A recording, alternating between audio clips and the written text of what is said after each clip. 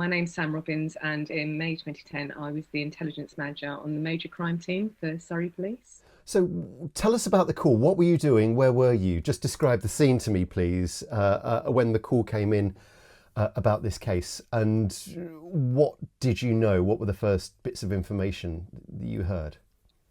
We knew very little initially when the call first came in. We were just finishing off for the day. It was just gone 6 in the evening. I think maybe 6:15, and a call came in from the control room, and the ambulance service had placed a call into us to suggest that a female had been attacked in a flat in Nutfield. It was very serious.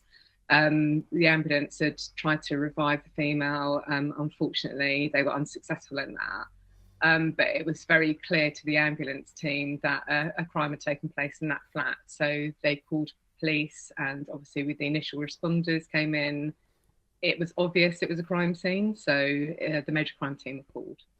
And at that point, did you have any idea of the identity of the deceased? What were the broad details that you got at that very, very early stage? Yeah, so we knew very early on that the victim in this case was Sarah Thomas, who is a 38-year-old local lady who lived in a flat in Nutfield. And the reason that we had that information very early on is because it was Sarah's boyfriend who made the call to the ambulance. He couldn't raise her during the afternoon and was concerned for her safety for reasons which will become clear later on.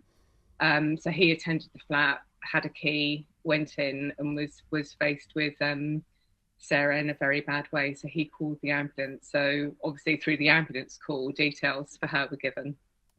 And when you said very bad way, what were the wounds? So she had been very badly attacked. There was a lot of blood. It was a sustained and very violent attack. Very violent. Which involved stab wounds and Yes. a beating as well? Was Yes. it bruising? Yes, most definitely. And so just tell us a bit about you were what station were you based? What offices were you based at that point? And just tell us a bit about your job and your role. So at that time, I was the intelligence manager in the major crime team. So I'd joined, and I'd held the position of crime analyst and senior crime analyst and intelligence manager for almost 20 years with both Sussex and Surrey Police. And I predominantly was part of the major crime team. So I was the senior analyst or the intelligence manager there. And it was my job to run the research and analysis team. So those are the people that gather all the information in. They do, and analysts in particular do a lot of the heavy lifting on crime investigations, and they never get a shout out. We've talked about this previously. You never see them on police dramas. You never see them singing their own praises, and they really should, because they do such critical work, as do researchers. So researchers underpin everything that analysts do, and the analysts are the people that generally make the links between people and people, people and places, people and vehicles, and they do all of that connection work and looking into the really detailed backgrounds of the individuals involved, the locations involved. Their work is so detailed and nuanced, and it doesn't get enough praise, I don't think. So just to dig into that a little bit more, are you a ranking officer or are you a civilian member of staff? Yeah, so not a warranted card holder at all. All analysts and researchers are civilian members of staff.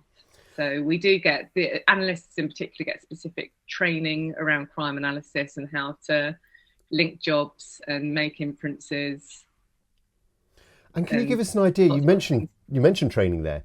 What kind of training would that be? What kind of skill set do you need to be a really good analyst? Yeah. So the skill, we get people from lots of different backgrounds coming in and being analysts, which is a really good thing, because you want a wide diversity of backgrounds, because you never know when that can play into a crime investigation. We have people with geography backgrounds and classics and all sorts. Psychology is a big draw, and I think people that study psychology are specifically interested. If you're going to go down that route of criminology and psychology, it plays in quite nicely to look for a crime analyst role. But the training is all about learning how to take the massive data that comes into an investigation and to sift it in a way that is going to be relevant for the investigation to help push it forward. So you're always looking for those salient points of information which have validity to them. So when we're talking about validity, we're talking about how truthful a piece of information is, which you can judge from where that information is coming from, what it's saying, and how that stacks up based on everything else in the investigation. And can you tell me a bit about the dynamics in a major inquiry between, for example, the detective chief inspector or the detective inspector who is the SIO or leading the inquiry, and the constables who are out doing door-to-door inquiries, or the sergeants who are running the action list? How does it fit together? Yeah. So when it fits together well, it's like a dream team. I'm not sure that happens all the time. I think quite often analyst skill-based and researcher skill-based are undervalued. I was very fortunate. In Surrey and Sussex, and on this particular job, I was at the point in my career where I really shouldn't say this, should I? But I had my dream team, my absolute favourite team, excuse me, that I ever worked with regards to the researchers and the analysts, who were all amazing. They were a really tight group. They knew each other's strengths and weaknesses, and they worked really well as a team. And also they got on very, very well with the rest of the team. So a major crime investigation team is made up of so many different skill sets. You've obviously got your senior investigating officer and your deputy senior investigating officer. And then sitting under them are teams of people. You've got the outside inquiry team, you've got the inside inquiry team. So all of the civilian members of staff that do the indexing and run the home systems. You've got the outside inquiry teams, which are the people that go out and do the inquiries on the ground. You've got your forensic officers, your media. It's an absolute play of so many different skill sets. And when that works in harmony with one another, you can just push an investigation along so much faster. Everything's sleek, everything works well.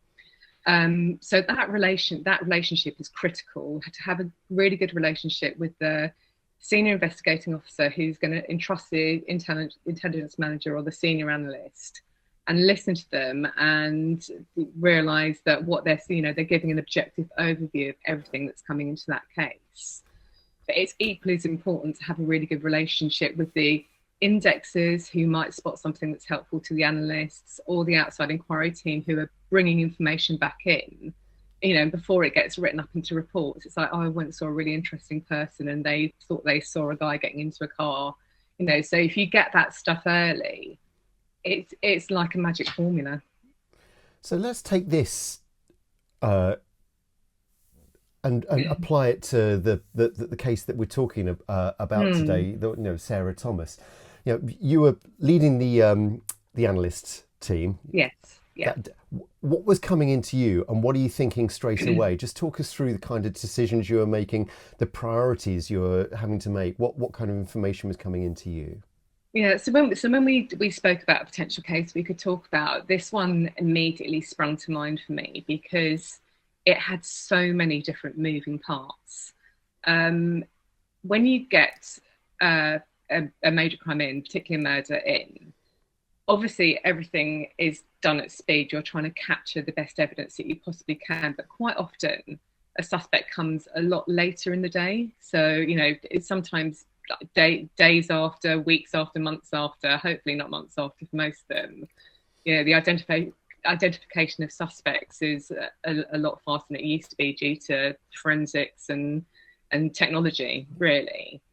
In this case, we had a very, very fast and it was a manhunt on our hands for the suspects, because we were always one step behind them, and in real time. So it's not very often you get a job where you're doing both at the same time. You've you've got a fast time manhunt inquiry, and then you're having to deal with everything as well that's at the scene. So in terms of coordination, the senior investigating officer and the deputy SIO, that we'll call them from now on because it's less of a mouthful, were they had an immense amount to deal with, and they were having to coordinate and rely really heavily on the staff that run those specific functions to get their job right.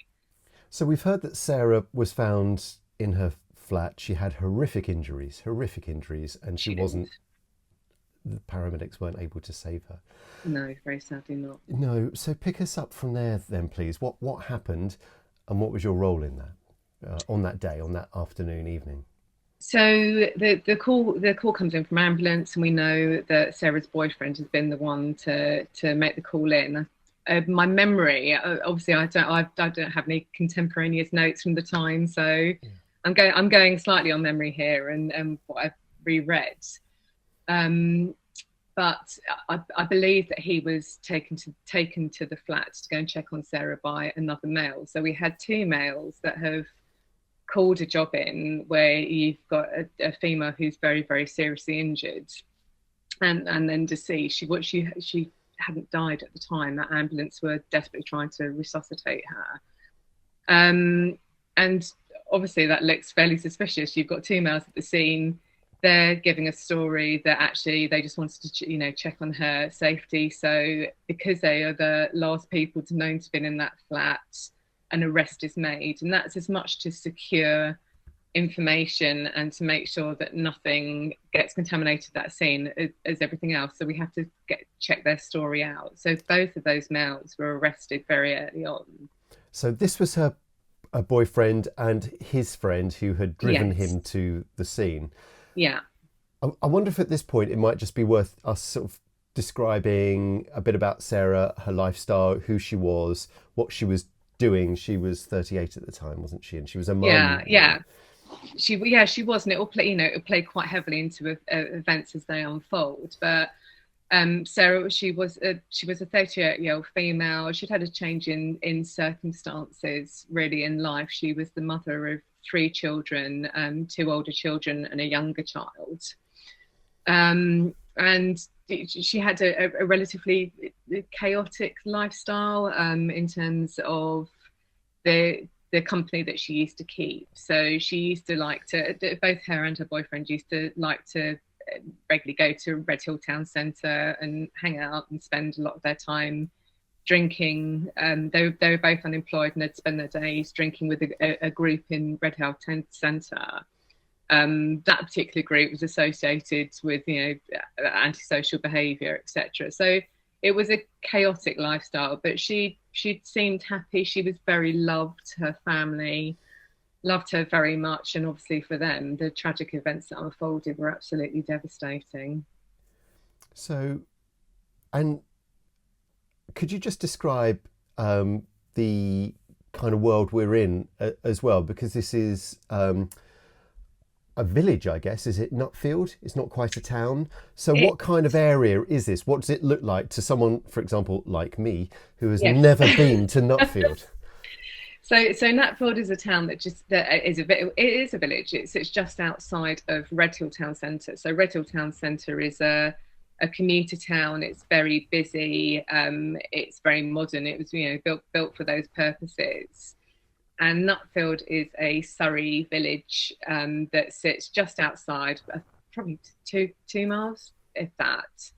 Outside, it's in between another town called Oxted. It's one of the villages on a main arterial route through, which is the A25. So the A25 runs parallel to the M25, and it would have been one of the major roads into London at that time if you were coming from the countryside. It's got lovely houses. It's got nice village pubs. It's just a nice Surrey village. Yeah, it's not urban or anything like that. It's not got really much crime, I guess. This is not at all. And it's obviously things like CCTV were scant, to say the least, at that time. So yeah, it's got a few pubs. It's got a vet. It's just a very nice Surrey village. You're there. What information is coming into you, and what are you having to act on here? So you've got two men in custody. Sarah, unfortunately, has been, declared dead. Murder inquiry launched. Yes. So when a murder inquiry launches, obviously the balloon goes up, and you are looking to obtain as much information as you possibly can in what's referred to, and I'm sure you've heard this term on many occasions, of the golden hours. So that is all about trying to obtain information that's then going to lead to the securing of evidence, ideally within the first 24, 48 hours of an inquiry, because that is when you get your best evidence, and that is when you get your best chance of arresting a suspect. So everyone goes into a gear that is, 10 times above what the day-to-day gear is. It's really hard to describe. It's not excitement. It's driven purpose, and you really sense that team coming up every time a call comes in, that you're going to move really fast to get those inquiries underway as quickly as possible. So the first thing that the researchers would have been doing would have been to try and find out as much as they can about Sarah. Would be looking at the address. Had the address ever come out on our control and command system, which is where all the 999 calls and other calls that come into the police are logged. So we'd check the address for that, and then we'd check for Sarah on the police national computer, along with her boyfriend and also the male that was with her boyfriend at the time. So it's establishing that background really, really early on. And when I said there's lots of moving parts to this inquiry, you've got my team doing those basic research. They're responding. They're not only checking the computers that the computer systems that we've got, they're responding to everything that's coming into the inquiry. So the outside inquiry team were dispatched very quickly. The house-to-house team were dispatched very quickly. The outside inquiry team were out doing, we knew early on that Sarah had been in Redhill Town Centre in the afternoon. So, and we knew roughly the group that she was with, who luckily for us were still there when we went back to talk to them. The outside inquiry officers went back to talk to them. You've got the crime scene manager and the scenes of crimes officer phoning in information from the crime scene about what they're finding, what they're seeing. You've got the media office starting to get press reports out. The minute press reports come out, you've got calls from the public coming in. And on this occasion, the public were crucial to us tracing the movements of the offender after. We didn't have CCTV. We didn't have any technology like cell phone tracing in this inquiry. It was all down to really excellent information from the public and piecing together how that information was important to the movements of the suspect.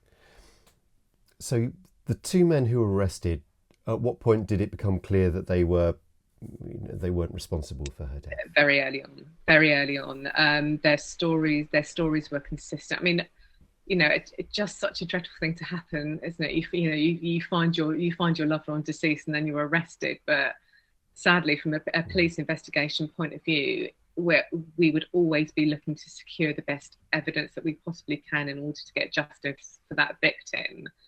So as horrendous as it sounds, so those inquiries were done very quickly, because obviously we didn't want to cause any more distress, but also we needed to establish actually if her boyfriend was the suspect and was the culprit for this crime. So by looking at any records there were on him, and also he monitored his phone very, very quickly, and we could, see that there were messages that were sent in the afternoon between Sarah and him, and then you can see the calls where he's trying to get hold of her and the text messages. That was backed up by phone data, which we managed to obtain really quickly. And his story, and obviously the story that his family gave about him suggesting that he was concerned about Sarah, he can get hold of her. He'd tried her mum and dad, I think, from memory.